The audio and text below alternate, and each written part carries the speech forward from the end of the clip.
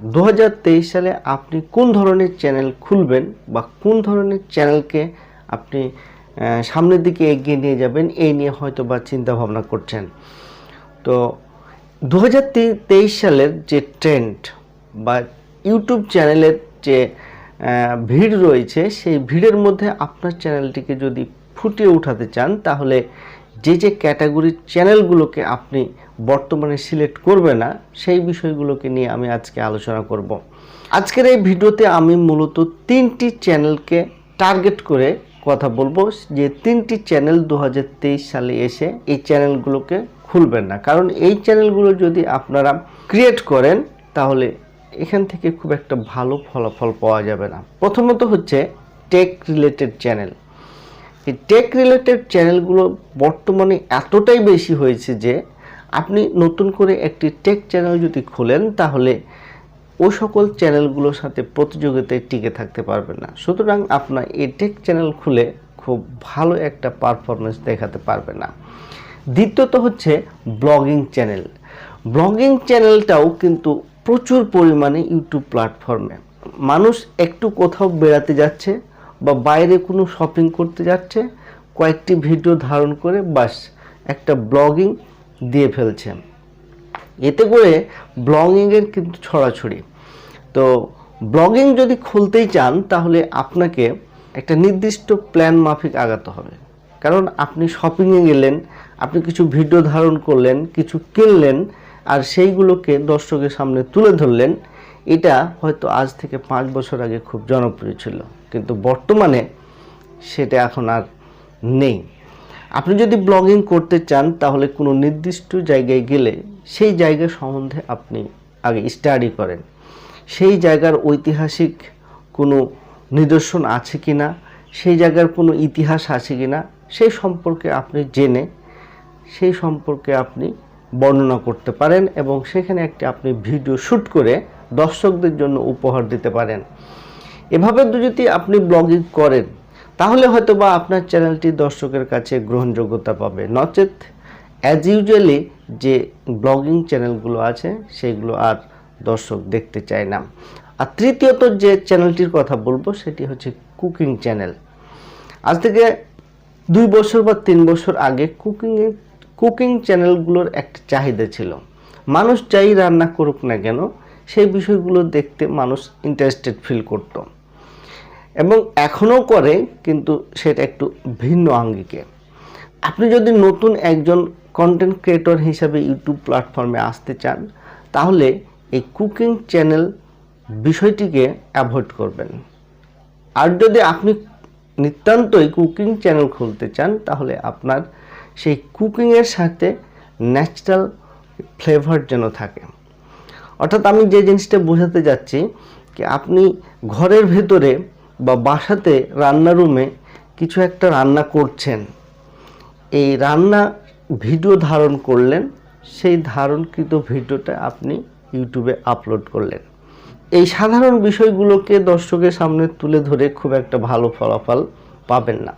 Natural flavour বলতে আমি সেটাকে বোঝাচ্ছি, আপনি কি রান্না করছেন।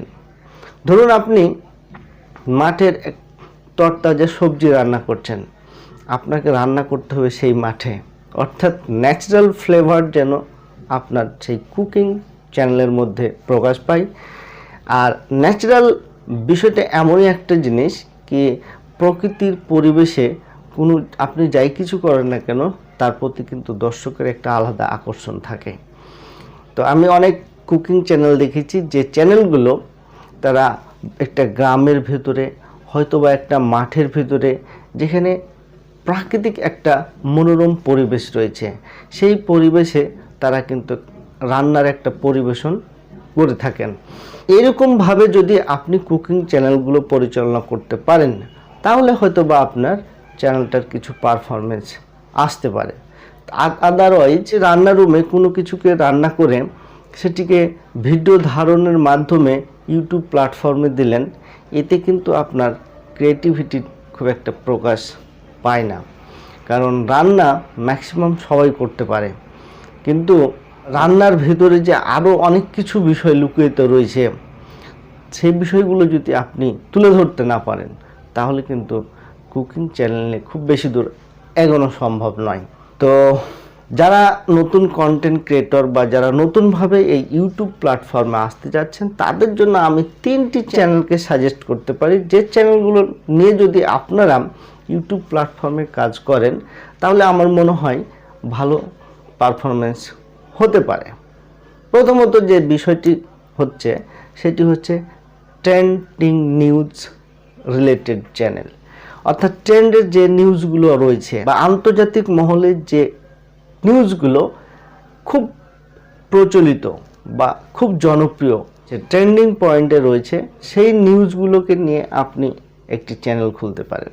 দ্বিতীয়ত যে চ্যানেলের কথা আমি বলবো সেই চ্যানেলটি হচ্ছে সায়েন্টিফিকের যে অনেকগুলো প্যারাডক্স রয়েছে, যেমন আমরা কল্পকাহিনী বা সায়েন্স ফিকশানে টাইম ট্রাভেল নিয়েও বিভিন্ন কথাবার্তা শুনেছি, বা স্পেসের বিভিন্ন ধরনের কল্পকাহিনী শুনেছি। অর্থাৎ সায়েন্সের যে প্যারাডক্সগুলো রয়েছে সেই প্যারাডক্স নিয়ে আপনি কথাবার্তা বলে একটি চ্যানেল ক্রিয়েট করতে পারেন, কারণ মানুষ এখন আর এই ম্যানুয়াল জগতে থাকতে চায় না, তারা কিন্তু বিজ্ঞানের সাথে তাল মিলিয়ে সামনে এগোতে চায়। সুতরাং যেটাকে বলে আমরা সায়েন্স ফিকশান, সেই সায়েন্স ফিকশান রিলেটেড কোনো চ্যানেল আপনি খুললে ভালো পারফরমেন্স করতে পারবেন। আর তৃতীয়ত যে চ্যানেলটির কথা বলবো সেটা হচ্ছে স্পেস সম্পর্কিত, অর্থাৎ মহাকাশের যে যাবতীয় যে প্রাকৃতিক যে ন্যাচারাল অকারেন্সগুলো ঘটছে বা যে ন্যাচারাল যে সিচুয়েশানগুলো সংঘটিত হচ্ছে, সেই বিষয়গুলো তুলে ধরে আপনি একটি চ্যানেল ক্রিয়েট করতে পারেন।